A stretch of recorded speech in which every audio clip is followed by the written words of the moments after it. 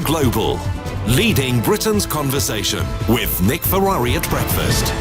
Morning to you, 3 minutes after 9 on Wednesday, March the 13th. One historic vote already down, possibly two to go. Certainly one later today on the idea of taking no deal off the table. Straight to, here in LBC, Boris Johnson, who of course served as Mayor of London. That's where we first cut our teeth, making regular phone-ins when he was Mayor. Then as former Foreign Secretary, of course, Conservative MP for Uxbridge, joins me in the studio now. Good morning, Nick. Good morning, Mr Johnson. Of the two comments, one September 2016, our policy is having our cake and eating it, or one in March 2016, if the Leave side wins, it will be necessary to negotiate a large number of trade deals at great speed. Why should that be impossible? Which do you regret more? I think both of them are eminently sensible. Just speak right into the mic. I'm so sorry, Nick. Yes, I think both of those statements are eminently reasonable. Okay. And how many trade deals do we have in place? Well, as you know, Liam Fox is putting in place very rapidly a number of successor agreements. How many? I can't give you the exact figure. I'm not going to bluff. What would you think is a good figure? You'd have to go to Liam. I think, but in very short order, we will have. I think there are 49 that he's trying to get, or something like that. From we have memory. 6 currently, and the Faroe Islands. They will fall into Switzerland, place. Israel, and various others. Yes. So just remind you that it will indeed be necessary to negotiate a large number of trade deals at great speed. Why should that be impossible? Well, it's proved impossible, hasn't it? Well, and it certainly, of course, will be impossible if we continue to go forward on the basis that the Prime Minister was advocating yesterday. In other words, with the withdrawal agreement that Parliament rejected. And obviously, look, just to get to the vote, because I think people are feeling very confused this morning. Well, Brexiteers are feeling very frightened, and Remainers are feeling quite jubilant. Who's right? Well, I think, actually, I don't know why Remainers would be feeling jubilant, because I don't think that this country is going to remain in the EU. I think we're going to leave on March the 29th, and I hope very much that we'll leave on good terms with our friends and neighbours. How can that be achieved in a little over a fortnight? Well, I covered a lot of European Union summits. I've been to a lot of them in my time, and I've seen how the EU works, and the horses always change places in the final furlong, and it's always at 5 minutes to midnight that the real deal is done, and in Brussels the real fix is always in at the end. And I am convinced that when they looked at what was going to happen in Parliament this week, they sucked their teeth and thought, this thing's going down again, we're not going to give them our final offer, let's wait and see. And don't forget, we've got a summit on March the 21st when the heads of state and government will get together, and they will have to consider then how to get a better arrangement with the UK. But Parliament has now decisively rejected the backstop arrangements, and for listeners who find this incredibly boring and technical, it is very important, because what it means is that you're kept in the customs union, you're kept in the single market, and you don't really get any of the upside of Brexit, and you become an economic colony in many ways of the EU. And clearly that's no basis on which to leave. So we need a better deal. But where's her currency? If the no deal is taken off the table, do you agree that the mood currently is that the no deal will be taken off the table this evening? Well, I think that would be a great mistake, Nick. But do you not recognise as a journalist of some stature at one point that is the mood at the moment? I think, irrespective of the mood, I think it would be a disastrous mistake. But say it does happen, where's her currency then? We need to keep that option on the table. We need to be able to have the maximum flexibility in the negotiations. There is no point at all in the UK government going to the talks in Brussels and saying we're not able finally to walk away.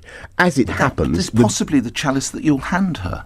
As it happens, the vote tonight... Well, I'm certainly not going to vote for that. You voted against the deal. There's a picture of you chortling as you go through the lobby. Yes, for the reasons I've given. I think we need to do better than this, and it's not what people voted for in 2016. We need to come out properly and be able to take back control. But you do recognise, if you take no deal off the table, she's got nothing to negotiate. Let's examine what you mean by taking no deal off the table. Go ahead. If you vote no to no deal, logically speaking, you must have a deal in mind. But the only deal that we really know is going to be done is the deal by which the UK leaves the European Union on March the 29th, as ordained in the law, of the UK and of the EU. And the key thing to do is to make sure that parting is as smooth and orderly, as friendly as possible.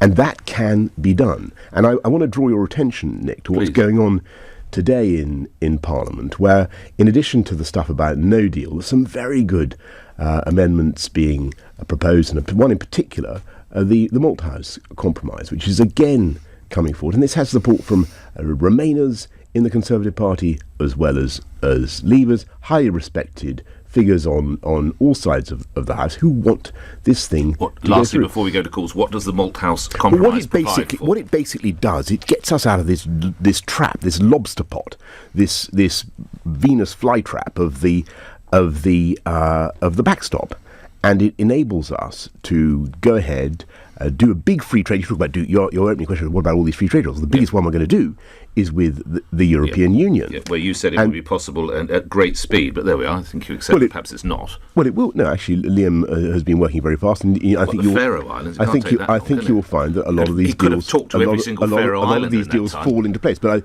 the crucial thing is, if you want to do free trade deals, you've got to have control of your tariffs. You've got to have control of your regulatory framework. You've got to have freedom to negotiate. And under this deal, under this withdrawal agreement, in this backstop, you can't do anything of the kind. That's the key point. And the Malthouse Compromise allows in a sentence, because we must get it's a very good way forward. It's supported by Remainers as well as Leavers. I mean, I have problems with it because it involves a long delay up to the end of 2021. It means we pay in a bit more money, but business has certainty. You have a long period in which you continue with the status quo, you continue with the existing rules and regulations, tariff schedules, quotas, and all the rest of it, until you've done that big free trade deal with the EU. And you don't have the backstop. You don't have that prison. All right, let's get to the calls. Will's in Enfield. You're through to Boris Johnson. Go ahead, Will. Morning to you. Good morning, Boris, and thanks for taking my call. Firstly, I can't understand why you're allowing the DUP to dictate how this government is run. But my question is, someone who's tipped as a former future Prime Minister, and who's also the former Foreign Secretary, how can you not possibly know the difference in a border that's 310 miles long between the north and the south, and between that of Camden and Islington? And are you completely embarrassed by that comment you made? And will you apologise to the people of Northern Ireland for trivialising a situation that has cost hundreds of lives? Well, I don't think anybody could conceivably want to trivialise or minimise the importance, the symbolic importance of that border.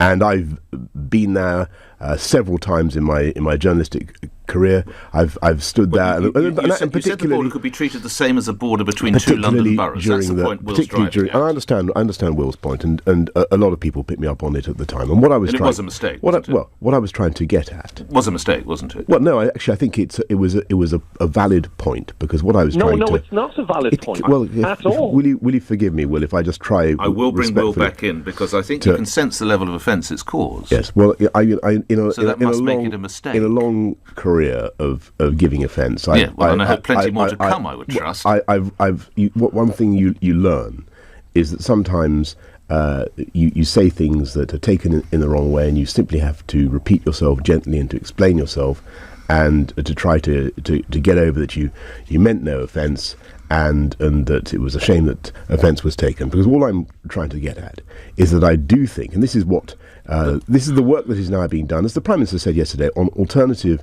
arrangements to make sure that we don't need any kind of hard border in Northern Ireland. And that is the crucial thing, Will. That is what I want. It's what Dublin wants. It's what Brussels wants. And all I was trying to say, from my own experience of running a transport network, is that there are ways of identifying vehicles crossing borders or crossing frontiers without necessarily checking them and stopping them. I think it's the offence that Will's getting at. Let's bring Will back into the equation. Will? Yeah, Boris, listen, I think all you need to do is just hold your hands up and say, look, I'm sorry, I got it wrong. No, I'm going to say. Let me just finish. Sorry. I mean, I'm not going to deprive you of your right to take offence, Mr. Johnson. No, let me just finish my point. Go ahead. That's what I find politicians do not do anymore, and that set the precedent for this country. Nobody is willing to put their hands up and go, do you know what? I got it wrong. Nobody is willing to admit that. And that's why... Are you referring to the border? The borders between two boroughs or Brexit? As I said, even just with that comment, all it would have taken was Mr Johnson there to just hold his hands and go, do you know what? I got that wrong. I apologise. Well, Boris Johnson.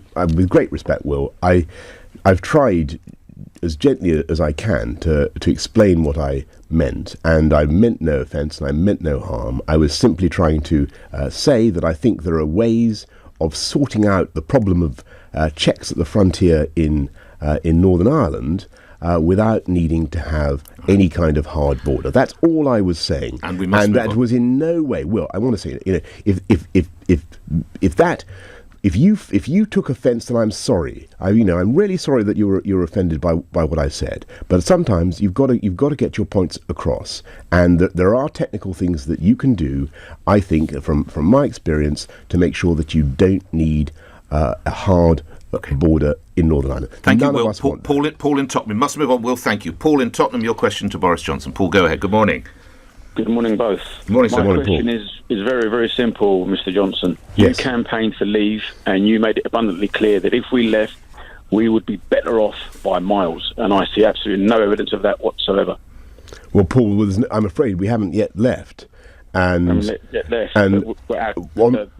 you said we'd get a better deal from the EU, we're going to have our cake and we're going to eat it, and all I can see is Theresa May's deal with just crumbs. Yeah. Well, look.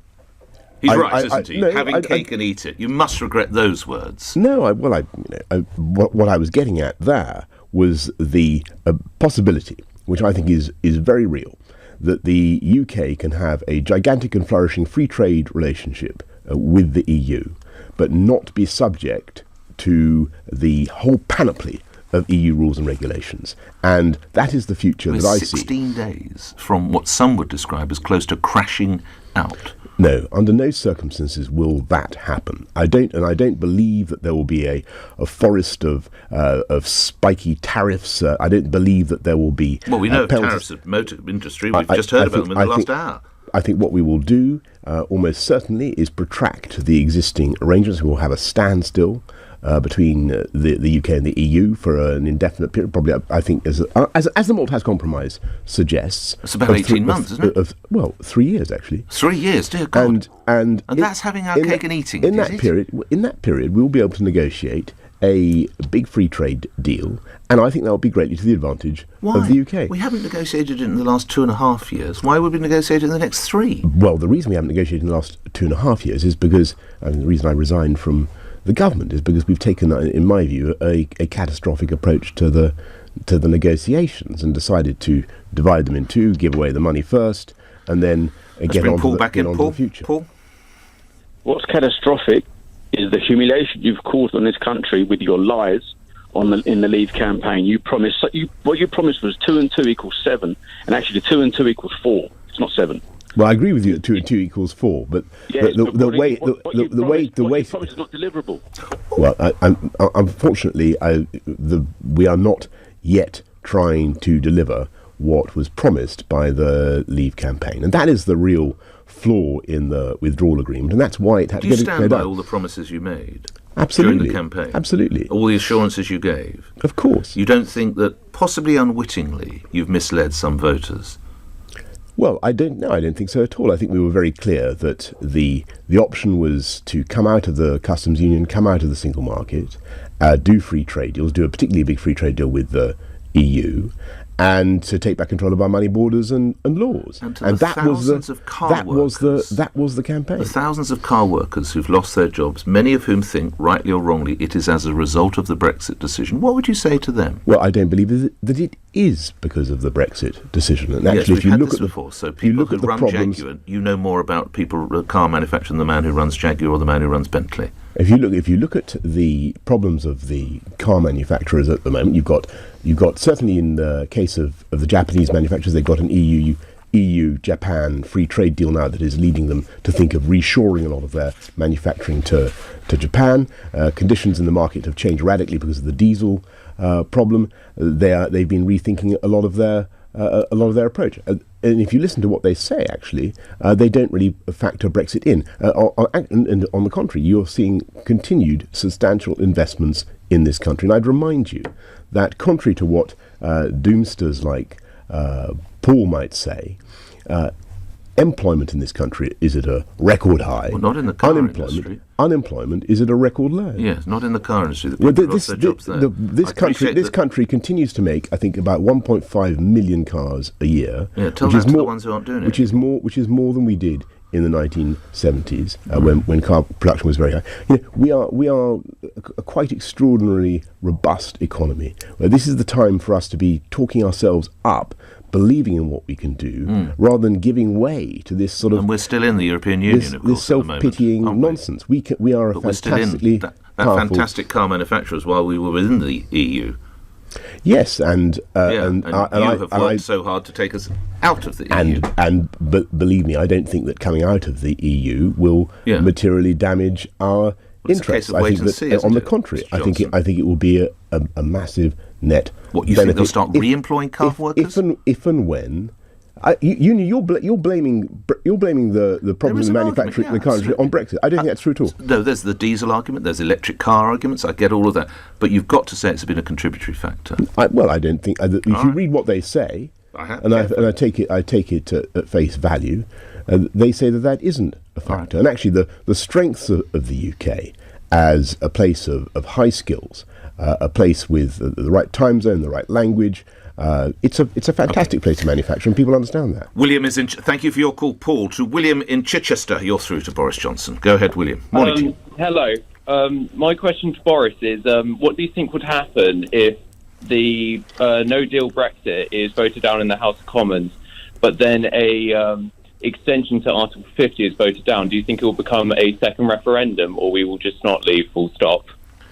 Well, I think the problem with voting down no deal is that it's a logical cul-de-sac. It's a dead end. Where does it lead? Because Parliament has already voted by primary legislation to leave on March the 29th. But just go with William's vote doesn't hypothesis. No deal is voted off the table, which I believe will happen. You don't think it will, and then the extension. No. I think.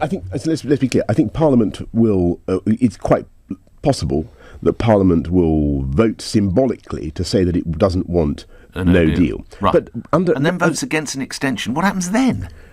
Well, that's what William's asking. What happens then is, of course, that under the law, the UK will leave the EU on March the 29th, because that's what the law provides. But it's very important to grasp that this not voting for or voting to take no deal off the table, saying no to no deal, that doesn't really change anything unless you have a deal. And what I want people to understand is there will be, whatever happens, there will be a deal. There will be an arrangement by which the UK and the EU... And this is based on your work as the Daily Telegraph Brussels correspondent. You've got the whole nation resting on the balance of the fact that you were the reporter in Brussels, where you wrote stories about bananas. We are going to see the UK and the EU... Well, I'm giving you my honest view, which is that I don't think that the UK and the EU are going to part company without coming to some sensible arrangement. William, do you think Mr. Johnson is right? To protect businesses and citizens. I do agree with Mr. Johnson as a visitor myself, but the thing I'm worried about personally is that if a extension is voted down, whether Theresa May, being a Remainer, will put forward the idea of a second referendum, which many MPs might agree with, being Remainers. Well, William, I don't think that a second referendum will command a majority in the House of Commons. I just don't think that's where MPs are right now. They don't want a second referendum. How would you feel if they did get it through? I think it would be very sad, because I think there would be an extreme reaction from the public. I think people would feel that it was outrageous that they're being consulted again in this way. When they mandated Parliament to get on and do it. And we're in this incredible position already, where the government, MPs, Parliament are refusing to go ahead and deliver what the people voted for. The people said very clearly, take back control of money, borders and laws. The deal that's on the table patently doesn't take back control of our laws. On the contrary, it hands over control of our laws. As for our borders, well, how can you take back control of your borders if your tariffs policy continues to be set by Brussels? So, this is not Brexit. It is not what people voted for. Nobody wanted to be in this position, but we can get out of it in very short order, I believe. Thank you, William. David in Paddington, you're through to Boris Johnson. David, go ahead. Morning, Boris. Morning. We all know that we're in this mess partly because Theresa had that ridiculous general election where she squandered the power and now needs the DUP. So why don't you be a man, stand up and go for the leadership now? David, because there is no vacancy, and that is not what people want. Believe me, what they want is to get Brexit done. They don't want you as leader, or they don't want a vacancy? They don't want... That is not... I believe the British public simply want... Are you saying they don't want a vacancy, or they don't want Boris Johnson as leader? What they certainly don't want to see any change in the leadership now. But do they don't want ever to see Boris Johnson, or they might one day? Frankly, I have no idea, nor do I study these matters. But what I can tell you is that they want the Prime Minister to deliver a better deal than the one she's produced. And I think that there is a very good chance that we will. And what makes you say that? The poor woman can't even be heard, virtually can't be heard. She seems to still think there's life in her deal. She's in office but not in power, isn't she? No, I think she has... describe her power. It's a free vote tonight. Well, I do think that is absurd. And why? Because I think this is a fundamental matter of government policy, whether or not you're going to disable your negotiators by saying that you're willing to walk away from the table or not. If you're not able to walk away from a negotiation, how on earth what's your negotiating leverage? But if the Prime Minister can't control her cabinet, how can she control the government and the country?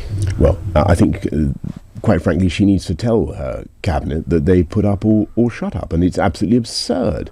This is a terrible mistake. The British government. I think I'm sincerely worried about this psychology that you have to have free votes on something that is of such importance to the country. And after all, it's her own negotiating position that she's undermining. If you take away no deal, she's the person who needs to have that. The trouble is, of course, many of her cabinet will walk out. This is the reality. Well, would they really? You did. Yeah, but I mean, let's put them to the test.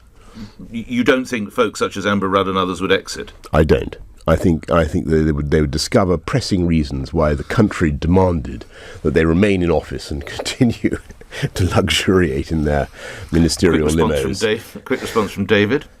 Yeah, so the question is then, are you waiting till the 29th and then you're going to stand for the leadership?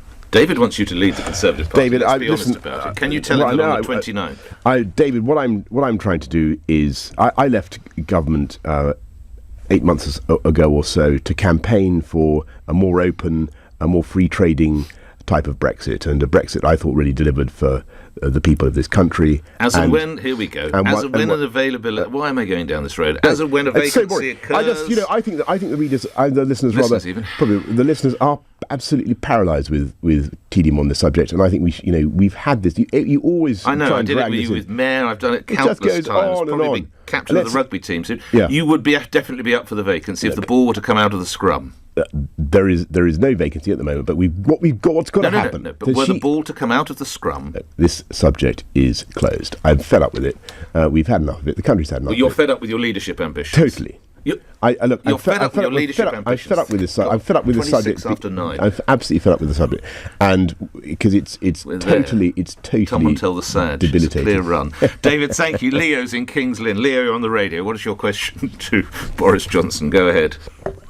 Hello, Boris. Hello, Leo. Hi, Leo. Yes. My brother. Yes, you've got a brother, Leo, indeed. Yeah. Yes. Go ahead, Leo. Your question, sir. Hi, Boris. Before I ask you my question, I must say it hasn't gone unnoticed since the new hairstyle how quiet you've been. I hope you're not going shy on it. No, tell me what's happened to this. How did that happen? It's Leo. I made a speech in the House of Commons yesterday. How more vocal could I be? That's one thing. I mean, I don't know what I was supposed to. And here I am on Nick Ferrari's show. No, I didn't fall asleep, but I had a wonderful hairdresser who asked me whether she had my permission to use the shears on my head. That's it. It was sheer madness, and she did. But I felt I didn't doze off, but I went into a kind of trance and thinking about something else, and I emerged from the trance, and my hair had more or less gone. But that's so what you haven't lost your strength as well. Exactly. But anyway, what's your question, Leo? My question is that what's your feeling, Boris, with the likes of Anna Soubry, Heidi Allen and Sarah Woodiston when the Three Musketeers jumped ship? Well, my feeling there is, look, I think we one thing I would say about politics, we've got to stop beating each other up in this way. You know, everybody become far too kind of acrimonious and personal. Anna is a great conservative. She's done all sorts of good things when she was a government minister. I wish her every possible success in her career on the TIG independent group. I mean, I think, why isn't she the leader, by the way? Mr. Amuna has ambitions. Well, I know, but anyway, I wish her. Well, they need a name, by the way, and they need a purpose. But I don't think it matters, frankly, that the Three Musketeers, as you call them, have jumped ship. But I wish them every possible success, and I wish they'd stop being so rude. Alison in Holloway, you're through to Boris Johnson. I sense it might be the last one. Alison, go ahead. Good morning. Hi, Boris. It's no secret that you aspire to leadership, but there is lots of evidence of your duplicity, arrogance, indolence. Could you explain? Are you reading this out, Alison? Yes, no, I sent her a note. Memory, actually. Cool. Could you explain what makes you consider yourself fit for high office? Well, Alison, the only criterion that makes me think I can do things for people is that it's been my privilege to get elected and to work very hard for quite a long time now to try to make the country a better place. And sometimes I succeed and sometimes I don't. And there you go. Alison, thank you. Before I let you go, I remind my listeners, you and I first started this relationship with phone-ins when you were Mayor of London. London, for many commentators at the moment, is at a crisis over violent crime, particularly youth crime. 17 people have been fatally stabbed in London so far in 2019, 75 in last year. You inherited a similar problem. What sort of job is Mayor Khan doing, Boris Johnson? Well, I think, irrespective of what the present mayor is doing, I think the crucial thing to do, and this is what Sean Bailey is advocating, is that Sean Bailey is to have a sort of multi-pronged strategy. You've got to be.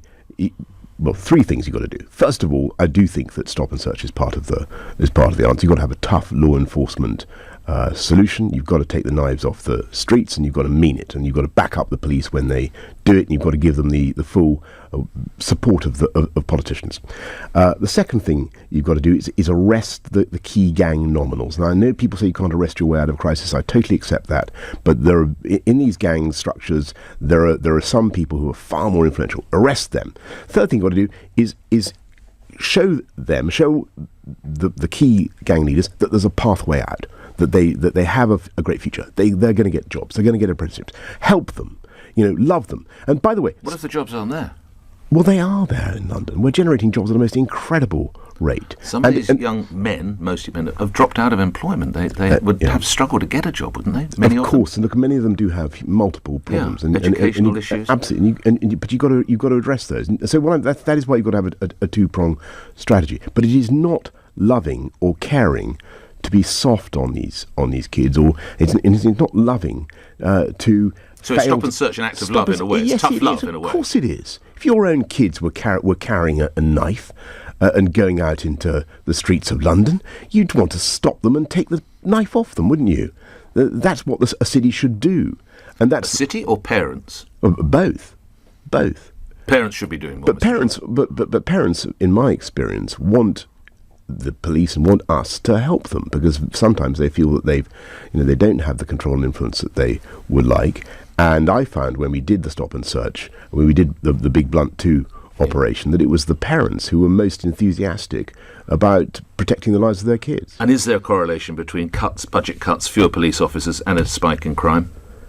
I think that it's about keeping numbers high on the streets is certainly important, but the question is where you spend the money and where you deploy the officers. And one comment I would make is I think an awful lot of money, an awful lot of police time now goes into these historic offences and all this malarkey, and 60 million pounds I saw was being spaffed up the wall on some investigation into historic child abuse and all this kind of thing. What on earth is that going to do to protect the public now? What the people want is to see officers out on the streets doing what they signed up to do. And we left an awful lot of money in the kitty for yes. for So is the mayor doing the right thing? I don't know. I read an awful lot about the money that's being spent on press officers and staff in City Hall and so on.